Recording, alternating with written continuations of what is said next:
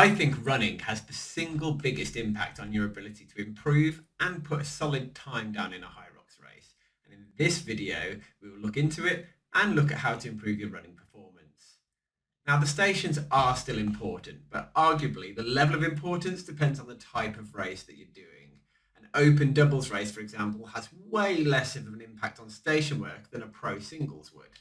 So you do need to specifically train your station work on a week-to-week basis.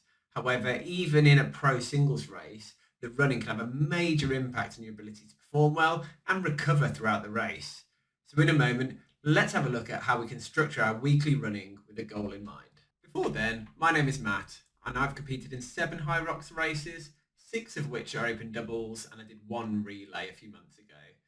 I have got my next race booked in London, Excel, which I think is December time, which will be my first ever Hyrox Open singles, which I'm really looking forward to. And I'm also now looking to move over to pro doubles instead of the open doubles. So you can see my races and my times on the screen now. I will also add in my average running pace next to them so you can see and get a bit of insight. I'm pretty confident that I was in sub 60 shape around late sort of 2024, and I've had a few great races since then as well. One thing that I didn't expect was in London a few weeks ago, where I didn't arrive in prime racing condition. A few things had gone wrong. My heart rate hadn't quite recovered, but on that day, I ended up helping a training partner out by racing a second time, which was literally an hour after my first race. So you can see the 2 times I got there. The reason I did that is because his partner wasn't able to compete. So I jumped in and put myself through the gauntlet again. So I would attribute my progression in Hyrox down to my running. So how can you improve your running in a similar way? Well, my first main tip that I wanted to share was to have a running plan. I've had a running plan myself for about 12 to sort of 16 months now. You can easily grab them online or use a coaching app like Runner, which is the one I use, or even engage a running or a Hyrox coach to help you out. I would suggest if you're grabbing a running plan, then a 10K one would probably be the most appropriate. I'm aware that Hyrox is only an 8K race, but when you factor in the rock zone and the endurance needed for a Hyrox race in general, I would argue that a 10K plan would be the best fitting one. The running plan should be around 8 to 12 weeks long. If you're further out than that from your next race, then you could potentially do a smaller plan, maybe a 5K, or even a longer one like a half marathon plan before you dive into a specific 10K plan. So work out how many weeks you are out, and then can you fit in 2 small plans or 1 larger one, and that should give you an idea of what to do. The plan should factor in your taper for that race and offer some progression throughout the plan so you start to build fitness and become stronger, and naturally should include a combination of some easy runs, some speed work, and probably a long run of some description to help build your endurance and fitness base. Once you have a running plan, you can then add in some specific strength work and Hyrox sessions. One tip though, try not to add these onto your easy running days. You want to keep your easy days easy.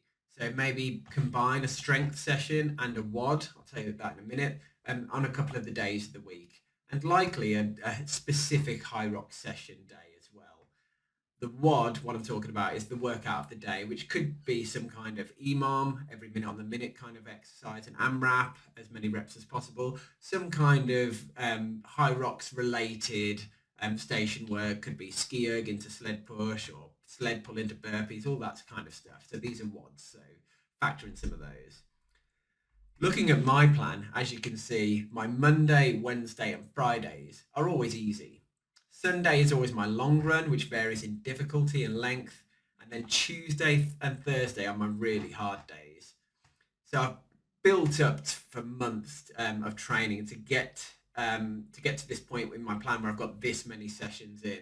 Unfortunately, I can just about squeeze it into my weekly routine without pissing off too many people. Another thing I wanted to cover in this video is how fast should you run a Hyrox? And in particular, how fast should you run to hit a sub 60? Well, I've noticed that your Hyrox pacing should be slightly slower than your 10K pace. If you go out at 5K pace, you will suffer more than you've never suffered before probably. Equally, a half marathon pace might just be that little bit too comfortable. So I found the sweet spot is maybe about 10 to 15 seconds slower per kilometer than what your 10K pace Now, I would argue that to have a good chance of hitting a sub 60, you need to be able to run 4-minute kilometers throughout the race.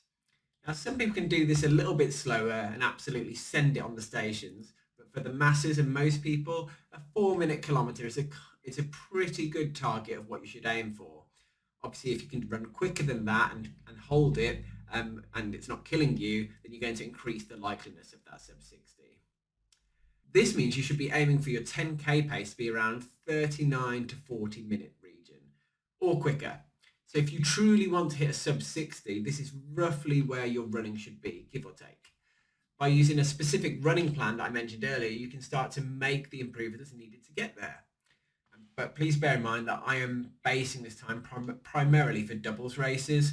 In a singles race, you will likely need to run a little bit quicker to hit that sub 60, as you generally can't move at the same speed on the stations as you would in a doubles race.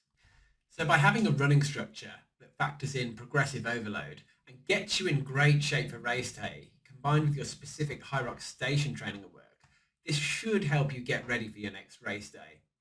If you're looking at your running splits from your last race, or if you haven't raced before, to go do a 5k max effort and see where your pacing is, then this should give you some guidance on where you're at currently and what you could potentially target in your next race.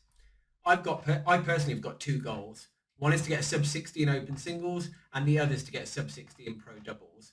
Both of these are going to need me to carry on my running training, but put a little bit more of an emphasis on my strength and station work. So London, watch this space. I hope you found some value here and wish you the best of luck in your next race. Hyrox is a running race at its core, so let's train for that.